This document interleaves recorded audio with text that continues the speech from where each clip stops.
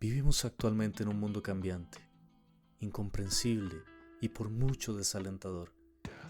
Estamos en una búsqueda constante de respuestas y de encontrarle sentido a nuestra vida. Les doy la más cordial bienvenida a Tu Palabra es Verdad, un espacio donde nos adentraremos a las profundidades de las Sagradas Escrituras, buscando respuestas a las grandes interrogantes de nuestra vida. Acompáñenos.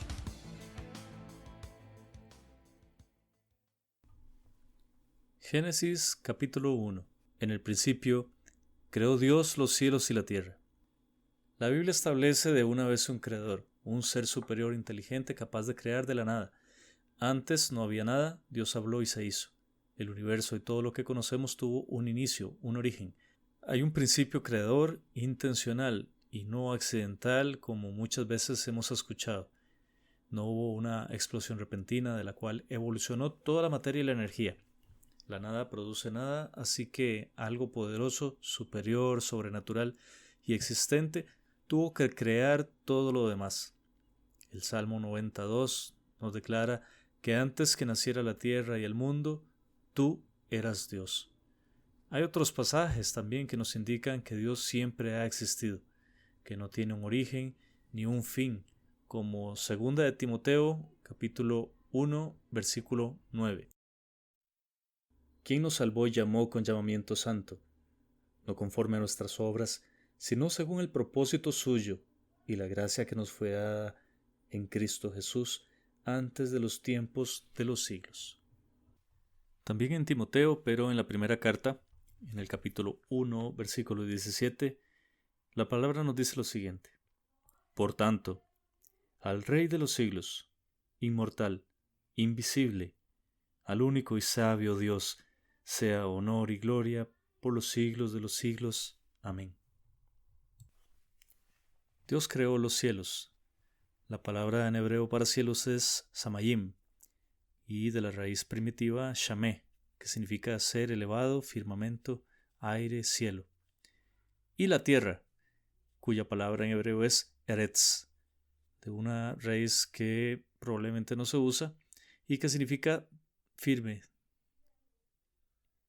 Y la tierra, eretz, que significa tierra, campo, polvo, suelo o terreno. Una declaración que determinó el inicio del tiempo y el espacio. Todo en este momento fue creado perfecto. Dios crea un mundo como una enorme burbuja de agua que cubría la tierra.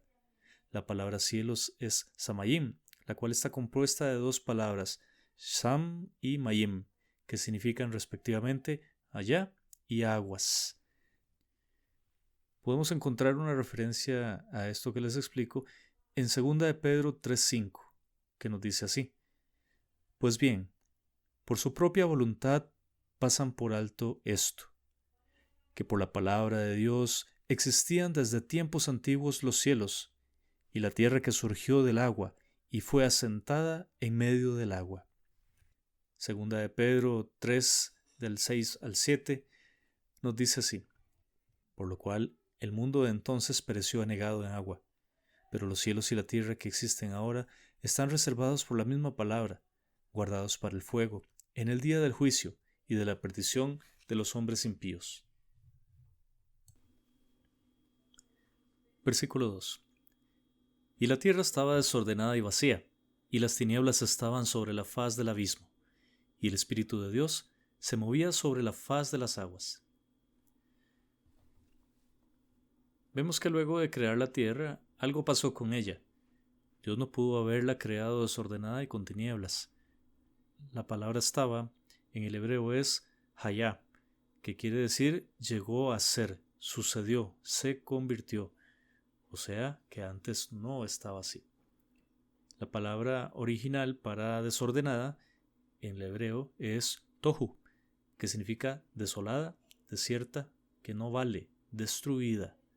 Y la palabra para vacía es bohu, que quiere decir vacía, en ruina, indistinguible. Lo que todo esto quiere decir es que la tierra llegó a estar desolada, desierta. Sucedió que quedó o se convirtió en algo sin valor, quedó destruida y vacía, vino a estar en ruina. O sea, que antes estaba bien y luego pasó algo que la dejó en esa condición. La Biblia misma nos da la respuesta de lo que pasó. En Job 38, del 4 al 7, Dios nos dice que cuando Él estaba creando la tierra, los ángeles, o sea en el original, Ben Elohim, hijos de Dios, gritaban de alegría. Esto quiere decir que antes de que los cielos y la tierra fueran hechos, ya los ángeles existían, entre ellos incluido Lucifer, quien posteriormente se convertiría en Satanás. En Isaías 14, del 12 al 15, y en Ezequiel 28, del 12 al 18, nos habla de la caída de Satanás y a dónde fue arrojado. De hecho, más adelante en el Génesis 3, del 1 al 14, vemos que la serpiente ya estaba en la tierra, en el huerto del Edén, y engañó a Eva. Para saber quién es la serpiente, debemos ir a Apocalipsis 12, del 3 al 4. También apareció otra señal en el cielo. He aquí un gran dragón escarlata, que tenía 7 cabezas y 10 cuernos, y en sus cabezas 7 diademas, y su cola arrastraba la tercera parte de las estrellas del cielo, y las arrojó sobre la tierra. Y el dragón se paró frente a la mujer que estaba para dar a luz, a fin de devorar a su hijo tan pronto como naciese. Y más adelante, en el versículo 9, nos dice así: y fue lanzado fuera el gran dragón, la serpiente antigua, que se llama Diablo y Satanás, el cual engaña al mundo entero, fue arrojado a la tierra, y sus ángeles fueron arrojados con él. Vemos que no solo Satanás fue desterrado, sino que también arrastró con él a la tercera parte de los ángeles, y fueron arrojados a la tierra. Fueron arrojados con él a la tierra. Así que luego que Dios creó la tierra, vino la rebelión de Satanás en el cielo, y fue arrojado, expulsado del cielo a la tierra, y la desoló, la destruyó y la dejó en ruinas.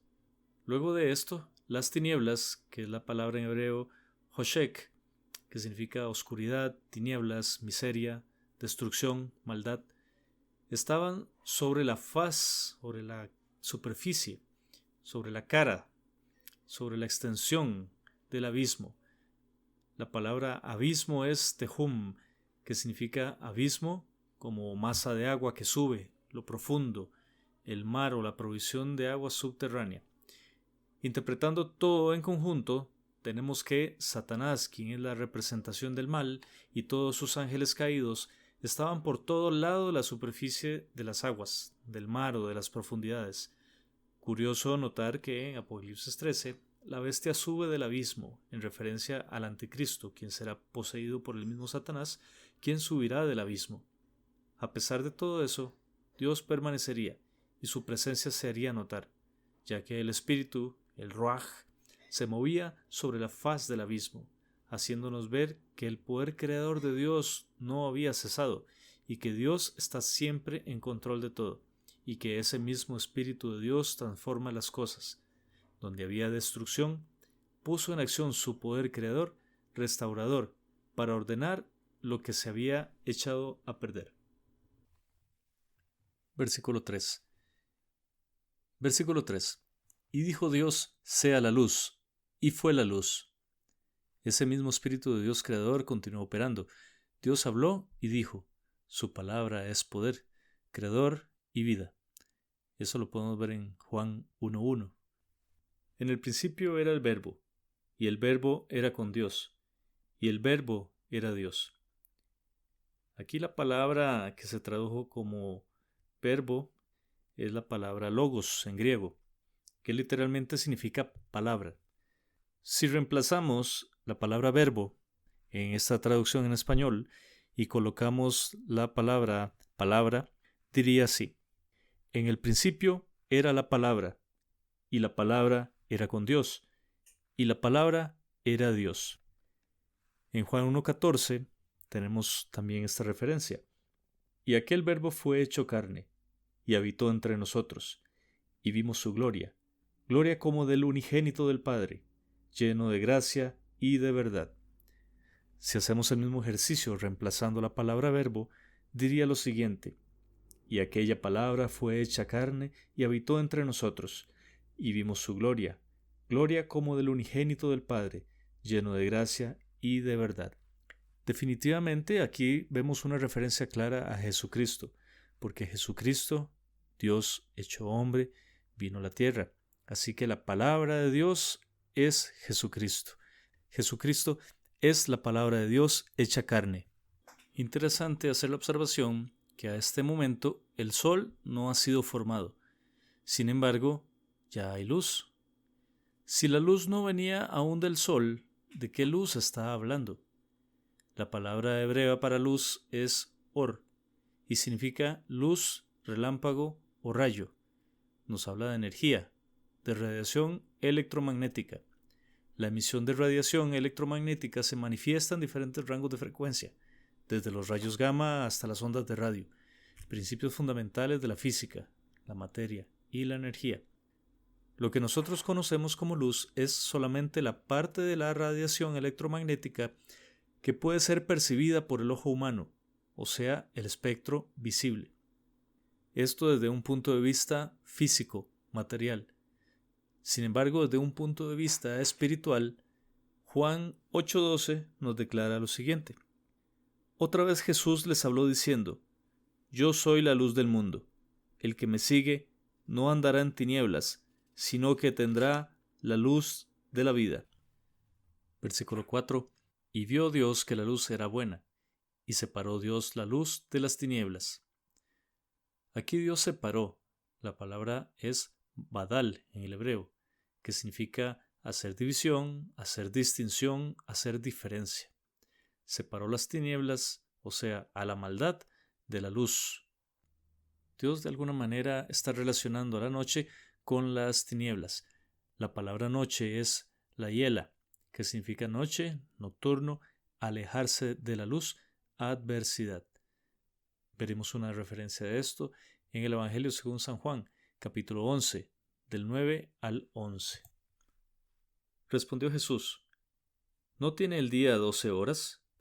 El que anda de día no tropieza, porque ve la luz de este mundo. Pero el que anda de noche tropieza, porque no hay luz en él. También en su carta a los tesalonicenses, en su primera carta a los tesalonicenses, Pablo nos dice lo siguiente. Porque todos vosotros sois hijos de la luz e hijos del día. No somos de la noche ni de las tinieblas. Por algo, Dios las separó y puso orden. Y fue la tarde y la mañana. Notar que la noche no se menciona, queda implícita entre la tarde y la mañana. Es importante también notar que el día hebreo comienza por la tarde, a las 6 de la tarde, y termina a las 6 de la tarde del siguiente día. La palabra Ehad significa primero, unido, único, de una raíz que significa unificar y ordenar. Cuando Dios dice que fue la tarde y la mañana de un día, lo que nos está diciendo es que fue la tarde y la mañana de esta unidad, de esta unificación, de este ordenamiento que Él hizo. Sabemos que había un caos y Dios empieza a ordenar después de ese caos. Luego dijo Dios, haya expansión en medio de las aguas, y separe las aguas de las aguas. Luego dijo Dios, haya expansión en medio de las aguas, y separe las aguas de las aguas. Dios vuelve a hablar y su palabra crea nuevamente. Dios separa, hace diferencia. Las dos. Dios separa, hace diferencia. Separa las aguas en dos, las divide en dos, y en medio puso una expansión, cuya palabra en hebreo es raquía, que significa firmamento. Quiere decir que Dios separa las aguas en dos y en el medio pone el firmamento, el universo. Eso significa que por debajo del firmamento quedaron aguas y por encima del firmamento quedaron aguas. Por debajo del universo quedaron aguas y por encima del universo quedaron aguas. Aquí podemos ver la fuerza de gravedad actuando, manteniendo aguas por debajo de este universo y por encima del mismo también. En este punto, muy posiblemente aparecería la atmósfera al existir un firmamento, un cielo que separaba esas aguas. Con la atmósfera y la fuerza de gravedad operando, se estaría comenzando a dar las condiciones para la vida en la tierra. Versículo 7. E hizo Dios la expansión, y separó las aguas que estaban debajo de la expansión, de las aguas que estaban sobre la expansión, y fue así. Imaginemos cómo pudo ser esta separación. Recordemos que el mundo era concebido como una burbuja de agua, donde en el centro estaba la tierra. Dios divide esas aguas y en el medio coloca el universo. Quedan aguas por debajo del universo, que son las aguas que iban a ser reunidas en la tierra. Pero hay aguas que quedaron por encima del firmamento, por encima del universo. Más adelante en el Génesis vamos a poder hablar un poco de esto.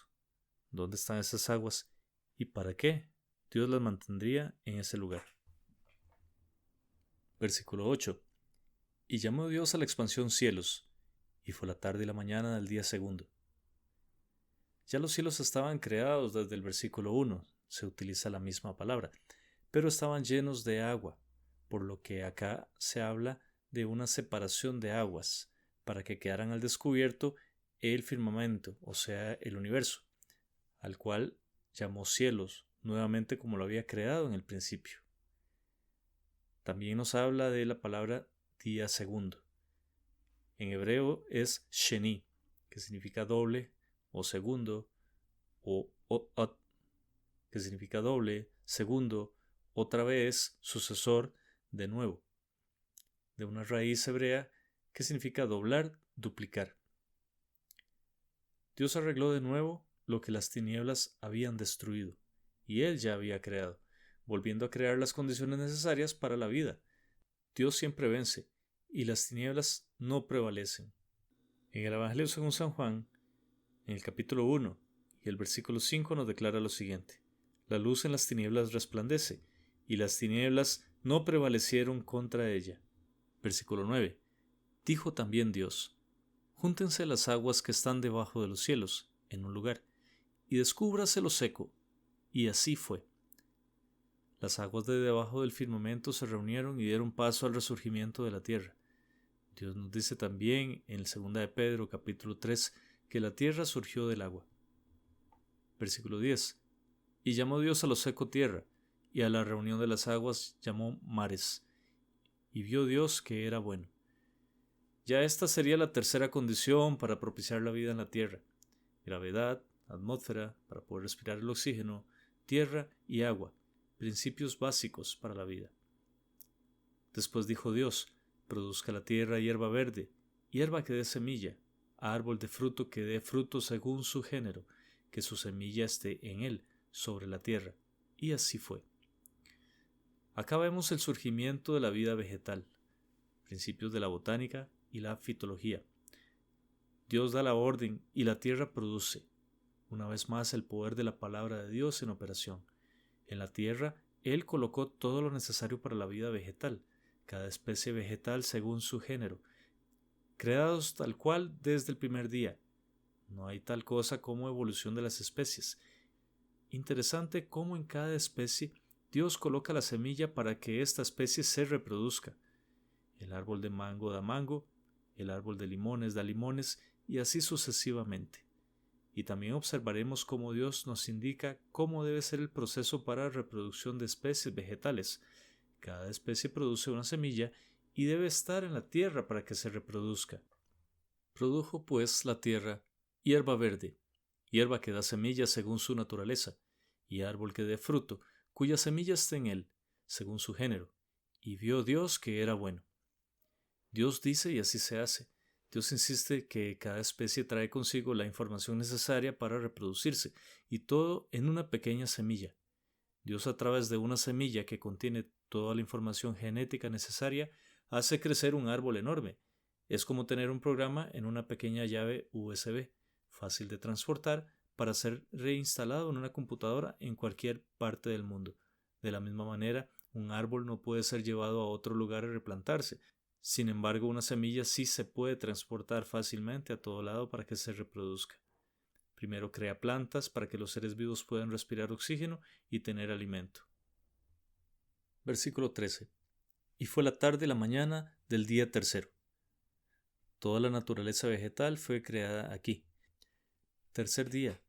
Esto es muy simbólico, porque Dios crea la semilla que tiene que caer a tierra y morir, y hace nacer una planta. Todo esto en el tercer día. Esto nos recuerda la resurrección de Jesús. En Juan, capítulo 12, versículo 24, la palabra de Dios nos declara lo siguiente: de cierto os digo, que si el grano de trigo no cae en la tierra y muere, queda solo, pero si muere, lleva mucho fruto. Claramente, este pasaje está haciendo referencia a la resurrección. No es casualidad que el mismo Jesucristo se compare con una semilla, con esa semilla que tiene que caer a tierra y morir para llevar mucho fruto. Y recordemos en qué día Jesucristo resucita, en el tercer día. Todo está relacionado. La semilla fue creada en el día tercero, semilla que tiene que caer a tierra y morir, para poder nacer de nuevo y llevar mucho fruto, así como Jesucristo tuvo que padecer en la cruz, morir y al tercer día resucitar, para dar mucho fruto y ser el primero de muchos que irán a resucitar. Dijo luego Dios: haya lumbreras en la expansión de los cielos para separar el día de la noche, y sirvan de señales para las estaciones, para días y años. Las grandes lumbreras, Maor, Meorá, luz como elemento, cuerpo luminoso, son el sol y la luna. Las creó Dios. Él habló, y de la nada creó estos grandes astros. Los creó con un propósito: separar el día de la noche, establecer la cronología, que sirvan de señales. Esta palabra señales es ot, que significa augurio, prodigio, evidencia, señal. Si en este momento Dios creó el sol y estableció su función para determinar los días y los años, es hasta este momento que la Tierra empieza su ciclo de traslación y rotación. Aquí comenzó el tiempo cronológico como lo conocemos hoy en día. Además, podemos entender, según la palabra de Dios, que las estaciones quedaron conformadas en este momento, con lo cual quedó establecidos los principios de la climatología.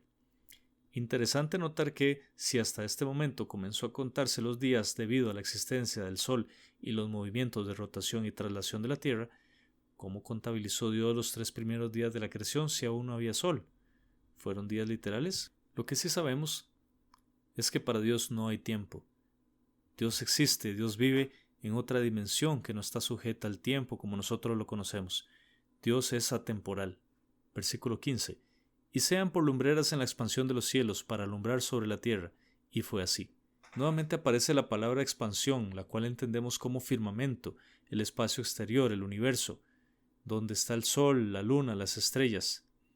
Un nuevo propósito o función: alumbrar sobre la tierra. Este es otro tipo de luz, como ya lo vimos en el versículo anterior. Esto significa luz, luminosidad. Lo otro significaba energía. Versículo 16. E hizo Dios las 2 grandes lumbreras, la lumbrera mayor para que señorease en el día, y la lumbrera menor para que señorease en la noche. Hizo también las estrellas. 2 lumbreras, diferenciadas por su tamaño, para que gobernasen una en el día y la otra en la noche. Las estrellas fueron hechas acá también y colocadas en el espacio exterior o firmamento. Recordemos que el sol es una estrella. Y las puso Dios en la expansión de los cielos para alumbrar sobre la tierra. Dios las creó y las puso en el espacio exterior. Al existir luz de sol y dar Dios la orden que alumbrara sobre la tierra, sus rayos llegarían a las plantas, comenzando así el proceso de la fotosíntesis. Versículo 18. Y para señorear en el día y en la noche, y separar la luz de las tinieblas. Y vio Dios que era bueno. Separar la luz de las tinieblas. Qué interesante cómo Dios relaciona el día con la luz y la noche con las tinieblas, a pesar que hay algo de luz por el reflejo de la luna. Dios hace siempre esta separación y jamás puede comparar la luz del sol cuando es de día con la luz reflejada en la luna cuando es de noche.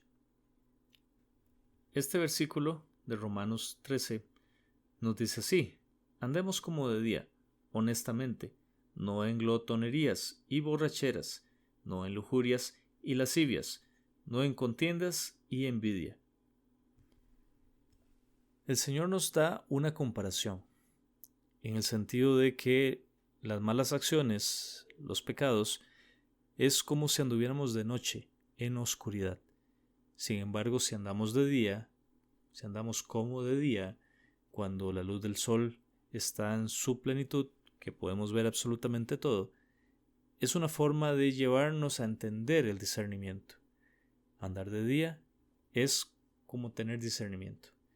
Andar de noche es como andar en oscuridad, sin discernimiento. Y fue la tarde y la mañana del día cuarto. Versículo 20. Dijo Dios: produzcan las aguas seres vivientes y aves que vuelan sobre la tierra, en la abierta expansión de los cielos. Analicemos el texto original en hebreo. Sharat significa producir, abundar. Sheretz, animales diminutos, insectos, reptiles. Nepesh significa alma, criatura que respira. Y Chai significa vida.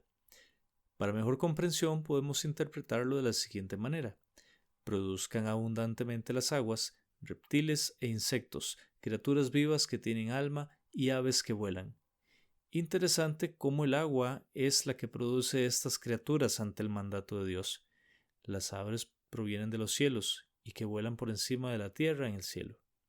Y creó Dios los grandes monstruos marinos y todo ser viviente que se mueve, que las aguas produjeron según su género, y toda ave alada según su especie. Y vio Dios que era bueno. Aparte de los reptiles, Dios también crea grandes criaturas marinas, en el hebreo Gadol Tanin, muy posiblemente refiriéndose a las ballenas, el animal más grande sobre la tierra, y a toda ave alada. Y nuevamente menciona la palabra Nepes Chai, alma y vida. La vida marítima comienza en este momento, y la vida de las aves. También la palabra declara que cada ser viviente fue hecho único, según su género. La ballena no produce lagartos, las águilas no producen peces, y así por el estilo, desmintiendo la mal llamada teoría de la evolución. Dios creó todo del principio. Dios creó todo desde el principio, único e irrepetible. Importante mencionar y analizar que si todos los animales fueron creados a partir del quinto día, en el caso de las aves, los reptiles y los peces, y el sexto día, los animales terrestres, ¿en qué momento Dios crea a los dinosaurios? Algunas personas mencionan y consideran la posibilidad que los dinosaurios fueron creados antes de los días de la creación, en un mundo preadámico. Sin embargo, esta hipótesis carece de sustento bíblico, y vamos a demostrarlo comprobándolo con la Biblia. Consideremos que estos grandes monstruos o animales maravillosos fueron creados dentro de los 6 días de la creación. Primero, consideremos el hecho histórico que los dinosaurios sí existieron, puesto que se han encontrado huesos y huellas de ellos. La ciencia avala su existencia y la Biblia nos da prueba de ello. En Job se mencionan 2 animales maravillosos: Behemoth en Job 40 del 15 al 24 y Leviatán en Job 41 del 1 al 34. Segundo, la muerte entró al mundo hasta después del pecado. Ningún animal tenía la necesidad de matar para comer, ya que Dios los sustentaba con hierbas, plantas y frutas, al igual que al hombre. Si los dinosaurios hubiesen existido antes de la creación, tuvieron que morir y extinguirse para dar paso luego a la creación, lo cual es antibíblico. Versículo 22. Y Dios los bendijo diciendo: fructificad y multiplicaos, y llenad las aguas en los mares, y multiplíquense las aves en la tierra. Dios bendijo las nuevas criaturas y les da la orden de que fructifiquen y se multipliquen. Los animales obedecen a Dios. La palabra fructifique es paraj, que quiere decir aumentar, crecer, retoñar. La palabra multiplicar es rabaj, que quiere decir aumentar, abundar, ensanchar. Versículo 23. Y fue la tarde y la mañana del quinto día. Versículo 24. Luego dijo Dios: produzca la tierra seres vivientes según su género, bestias y serpientes y animales de la tierra según su especie. Y fue así. Todos estos versículos anteriormente estudiados nos muestran una secuencia lógica de creación, cómo Dios va creando las condiciones para la vida paso a paso. Ahora vendría el turno para que la tierra produjera, ante una orden de Dios, animales terrestres. La palabra para produzca es yatsa, que significa salga, brote.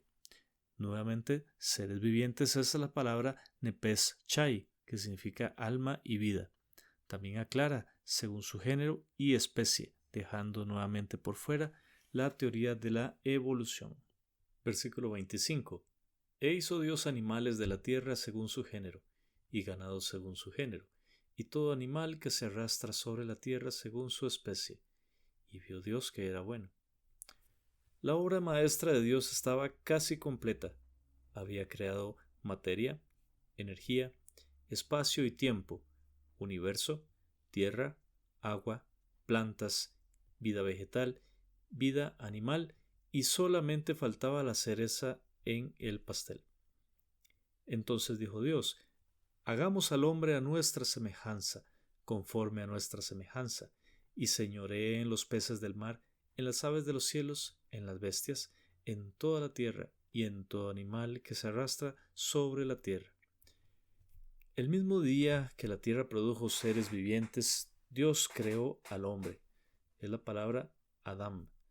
Dios mismo lo creó con su propia mano. Habló en plural, por primera vez haciendo referencia a la Trinidad, Padre, Hijo y Espíritu Santo. A su imagen los hizo. La palabra imagen es Selem, que significa sombra, parecido, figura, representativa, imagen, estatua. Y a su semejanza, que es la palabra demut, significa parecido, modelo, aspecto, y viene de la raíz hebrea dama, que significa comparar, asemejarse. En otras palabras, Dios hizo una figura representativa que se pareciera a él. Una vez creado el hombre, Dios le dio la potestad, la autoridad, el dominio para gobernar en este mundo y a toda criatura que en él hay, aves, bestias y peces. Dios creó el mundo. El hombre no hizo nada, y Dios se lo regaló. Dios hizo el mundo para nosotros. Versículo 27. Y creó Dios al hombre a su imagen. A imagen de Dios lo creó. Varón y hembra los creó. Varón y hembra. Dios los hizo a ambos el mismo día. Primero al hombre y luego a la mujer. La palabra hebrea para varón es sakar, que significa recordado, o literalmente macho.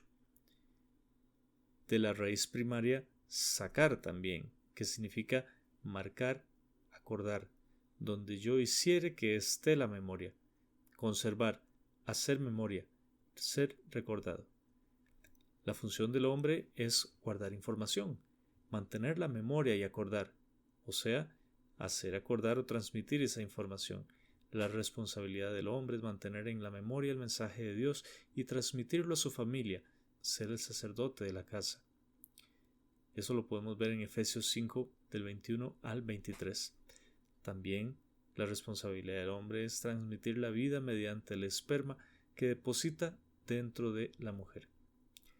La palabra hembra en hebreo es nekebaj, que significa de forma sexual femenina, pero viene de la raíz primaria nakab, que significa perforar, atravesar, traspasar. Uno de los propósitos de la mujer es recibir y mantener dentro la información que el hombre le transmite para ser traspasada de generación en generación. Y los bendijo Dios y les dijo: fructificad y multiplicaos, llenad la tierra y sojuzgadla, y señorad en los peces del mar, en las aves de los cielos y en todas las bestias que se mueven sobre la tierra. Fueron bendecidos por Dios, y Dios da la orden de que fructifiquen, de que multiplíquense, similar a lo que le ordenó a los animales terrestres, pero con algo adicional: el derecho de gobernar esta tierra y todo lo que hay en ella. Los animales estaban sujetos al hombre. Versículo 29. Y dijo Dios: he aquí os he dado toda planta que da semilla, que está sobre toda la tierra, y todo árbol en que hay fruto y que da semilla, os serán para comer. En el inicio, el hombre fue creado vegetariano. ¿Por qué no se podía comer carne animal? Bueno, para que podamos comer carne animal es necesario matar al animal. Esto implica muerte, y en este momento Dios creó todo perfecto. No había entrado la muerte al mundo, sino hasta después del pecado. Versículo 30. Y a toda bestia de la tierra, y a todas las aves de los cielos, y a todo lo que se arrastra sobre la tierra en que hay vida, toda planta verde les será para comer, y así fue. También los animales eran vegetarianos, no se comían unos a otros. La misma explicación del versículo anterior. Aún la muerte no había entrado al mundo, y por ende los animales no se mataban entre sí. No fue sino hasta después del pecado que Dios maldijo la tierra, y hubo un cambio incluso en los animales, que ahora sí matarían por alimentarse y sobrevivir. Solo el hombre mata por placer. Versículo 31. Y vio Dios todo lo que había hecho, y he aquí que era bueno en gran manera.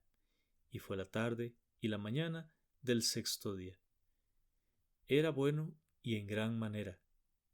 La palabra sexto es shishi, que significa sexto, de la raíz sis, que significa estar brillante, alegre, regocijado, gozoso.